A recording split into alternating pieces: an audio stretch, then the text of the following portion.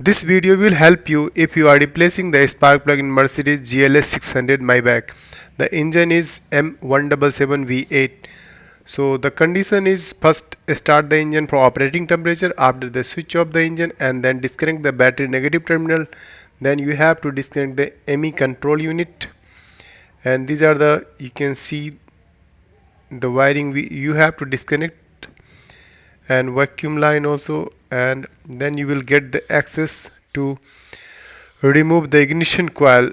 So after that, just you have to clean normally every car you are doing, but in this car little bit space is low, that's why you have to make a gap between electrical connectors. And in this GLS Maybach you will see the lot of wiring on the engine compartment, so just make the access to remove the ignition coil easy. Left side we have to disconnect this low pressure coolant tank reservoir tank, and then this bracket also you have to remove. After that I disconnect this purge line and purge valve, because here one bracket is coming on the front of ignition coil, that's why I disconnect these are the things, because these are the plastic. If you will try to stretch and pull more, maybe chance to broken, that's why I disconnect this purge line.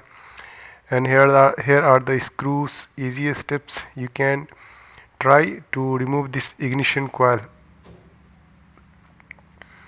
After that you can disconnect this one all spark plug and you can fix. And the main problem with the last one ignition coil this side, if your car have good operating temperature, then easy to remove the ignition coil last one, because in the top of this ignition coil is coming fuel high pressure line. So in my car I did not disconnect the fuel high pressure line, I removed the ignition coil without removing the high pressure line, fuel high pressure line.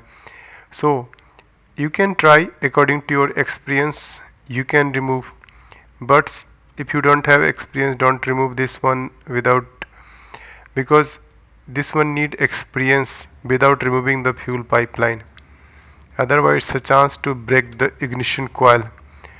So in my car the operating temperature good, and then that's why I tried to remove the ignition coil, and I also remove and fix the ignition coil without high pressure line.